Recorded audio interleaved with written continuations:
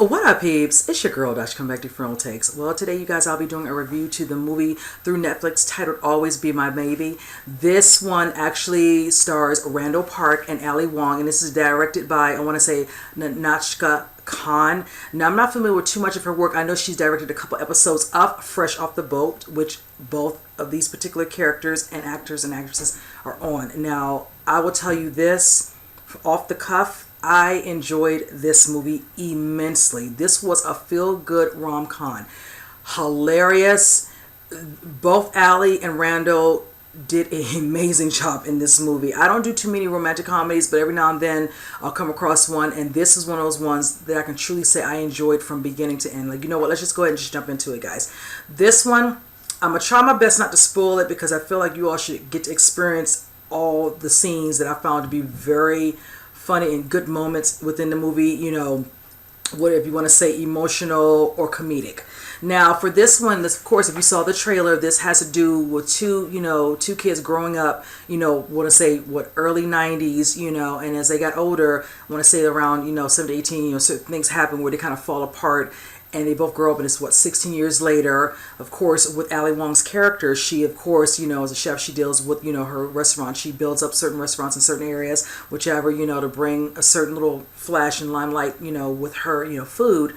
And then you have with Randall, where he works with his father in, you know, the family business. He loves to do his music, you know, just kind of just doing his own thing. Now, when you see them circle when they're young, I love the way they had a good bond, a good friendship. You know, she lived right beside him. Didn't have a really good bond with the parents, her parents, because they were always working, so they were never really home. She kind of felt like she grew up and took care of herself growing up. Now for Randall, it was a different story. Her parents, you know, very loving, you know, they would invite his, you know, friend, you know, over, Sasha. And then with Marcus, you know, played by Randall, you know, he'd always come over, you know, invite her over, and she just loved his mother's food, just loved the atmosphere, how, you know, they got along great, you know, and the bond he had with his family.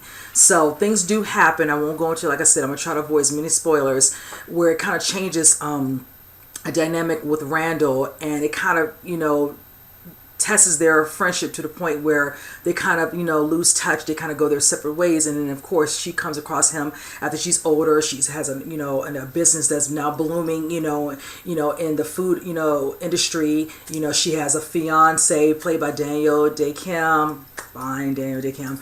And he's kind of doing his thing. And of course, one day, you know, he comes across her on his way to do work, you know, at her home.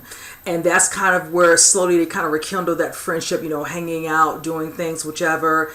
And I love how you see definitely scenes throughout their teens, you know, of course, you know, certain things happen between the two that are pivotal in growing up, you know, as a teenager, going into a young adult, whichever. And then of course them being, of course, straight, you know, older adults, whichever.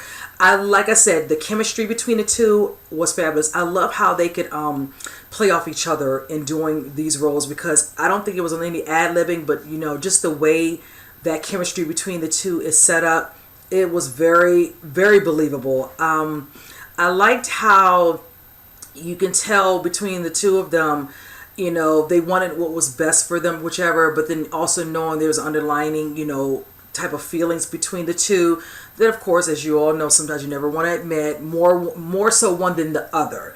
And I like how eventually it comes to the forefront. Certain things happen. You all saw the trailer, of course. You see how she meets Keanu Reeves. That sets up a couple of different things as well within the movie that kind of pushes it to that point where, you know, they have to face the truth between the two of them. Certain things, you know, that they never, you know, harbored on as they were growing up. And I like that. That's why I said it's so hard not to spoil it for you all, but I really don't want to do that. I will say this. Let me just get into the music. Now, remember I said Randall's character is called Marcus. He sings in a band, you know, he's doing his rap with it all. And there's some scenes, he's killing it. I love the scenes where we show them both listen to certain music when they're thinking about certain thoughts of dealing with, you know, with their parents, or her dealing with a situation with her fiance. She's finishing up, you know, this lovely little extravaganza thing, and she's taking a pictures with the paparazzi, whatever, you know, she's doing all the schmoozing, and then they get in the car, and she's like, you know, we had a good time, whatever. He's basically not paying any attention to her, and she just asks him, you know, do you mind if I play some music? And the music that they had in this, I love the music choice, because you could tell it was some stuff that was definitely circa, you know, present day, and then some of the stuff that was considered back in like the 90s and 2000s. So I love how they showed, you know, the different eclectic, you know, sounds that they played in the actual, you know, music that was chosen. Love that. Love the songs that Randall's character came up with, which was good as well. There's one scene, speaking of music, I will say this. There's a scene where a song by D'Angelo is being sang. It's being sang a certain way that is very, very bad, but very hilarious. I won't say which one of the characters does it, but it was hilarious. I'll put it like this. If I hear this song on the radio, it'll make me instinctively think of this particular scene in the movie because the way it was done.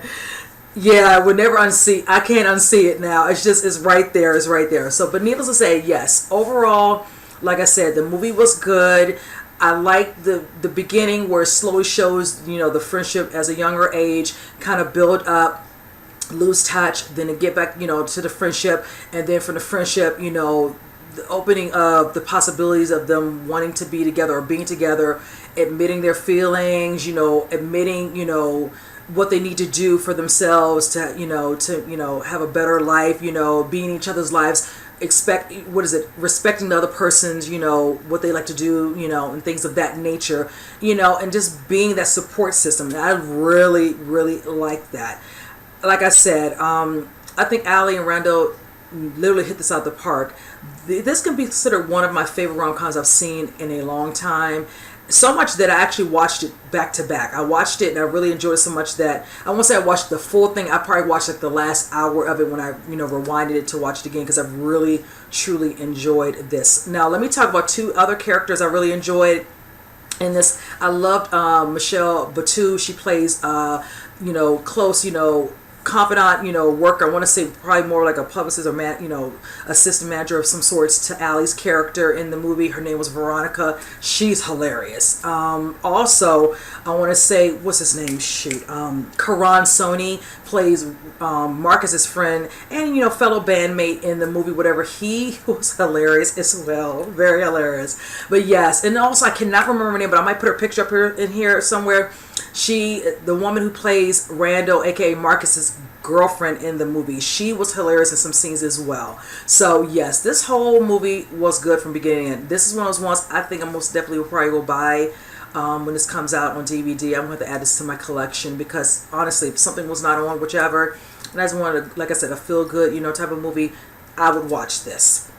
That I can definitely say. So you know what, guys, that's all I really have to say with this because like I said, I don't want to spoil it because it's definitely key scenes that could really go into detail, but I feel like this, if you really want to watch it, you need to do that. I'm not going to spoil it for you. I think you all will enjoy, and like I stated, you just have to come back in the comment section, let me know what you truly think about this movie. But in the end, out of a 10, I'm gonna give it about a 9. I would probably say the pacing at first was kind of a little slow, but overall everything about it was really, really good. And again, that music, yes. And Keanu Reeves, yes, he was hilarious in his scenes, yes. So you guys, when you get a chance, definitely check it out. I highly recommend it. And with that said, I hope you guys enjoyed my review. I'll see you guys on the next one. You guys take care.